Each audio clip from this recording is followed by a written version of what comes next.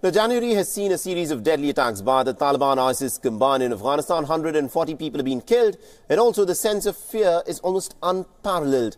Now, our lead report details the horror that Kabul has witnessed in the last 1 week.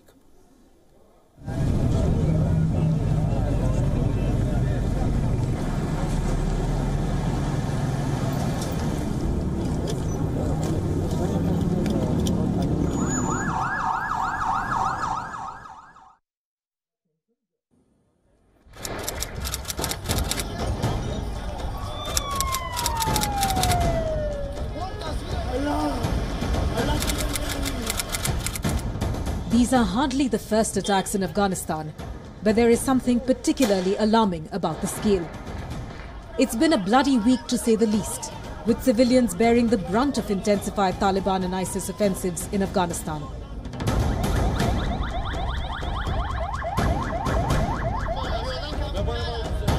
It all started last Monday when Taliban fighters stormed the tightly guarded Intercontinental Hotel in Kabul and sparked a firefight that lasted more than 14 hours.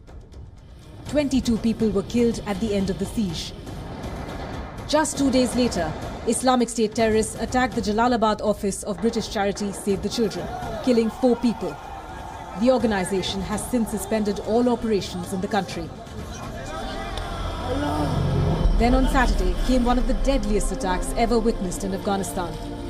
The Taliban packed an ambulance with explosives, drove it to a hospital in central Kabul and set off an explosion that rocked the Afghan capital. 103 people were killed and more than 200 wounded. On Monday, 5 ISIS terrorists targeted a military base in Kabul, killing 11 soldiers and capping a week of violence that has shaken a country already ravaged by years of conflict. The fact that a military base in the center of Kabul was vulnerable to a terror attack raises questions over the Afghan government's ability to protect its people, and anger is growing on the streets. Look at what is happening to this nation. When you're not able to control the current situation, it's better you resign. What kind of government and ministry is this? You're not even able to secure the city. How can we complain about the government securing the provinces? The unrelenting violence underscores the frustrating reality in Afghanistan. Despite 16 years of fighting by the US-led coalition and Afghan forces, the Taliban and other terror groups are only growing stronger. The Taliban has claimed 2 of the attacks that took place in the last 1 week. Yet US President Donald Trump says his government will not negotiate with the terror group. I don't see any talking taking place. I don't think we're prepared to talk right now. It's a whole different fight over there. They're killing people left and right. Innocent people are being killed left and right. Bombing in the middle of children, in the middle of families, bombing, killing all over Afghanistan. So we don't want to talk with the Taliban. Today, the Taliban controls about a third of Afghanistan. That's more territory than at any point since the US intervention. A look at this map tells you how widespread the Taliban's hold really is. Across a large chunk of southern Afghanistan, in the opium-growing provinces of Kandahar, Helmand and Nimroz, the Taliban control vast sections of the countryside. They are also dominant in parts of the adjoining Faryab province. They are uncontested in at least 2 western parts of Faryab and Badghis, and hold pockets in other provinces in the east and the north. With a fragile and fractured government in place, other terror groups like the Islamic State have also gained a foothold in Afghanistan.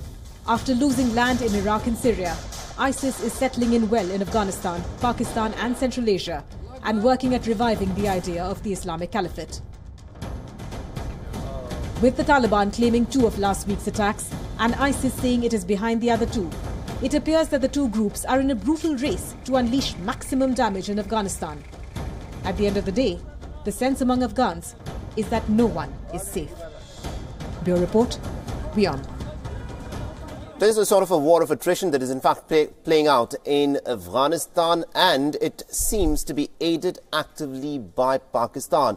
And to discuss more in terms of how Pakistan is in fact adding to the churn within Afghanistan, we earlier spoke with Majid Kharar, who's the cultural attaché at the Embassy of Afghanistan in Washington, and he tells us more about the role that Pakistan has in fact been playing in aiding and abetting the rise of the Taliban again. It's not that these links have emerged now. We as Afghans, everyone, normal Afghans, every one of us know where Taliban are coming from, where they are located in Pakistan. Even the illiterate people whose relatives are being kidnapped in Afghanistan by Taliban, they can very easily go to Pakistan and find the people to whom they can make deal and to whom they can talk, the Taliban leadership.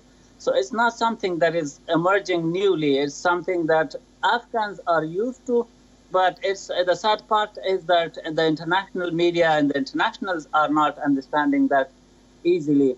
For them, these are clear evidences, like the video of the father of the suicide attackers in Kandahar, who himself talked about his son that was being trained in Pakistan, and he had a chance to go there to the madrasa with the mother of the boy, and to see and witness all the militancy that is going around, in those areas, especially in madrasas.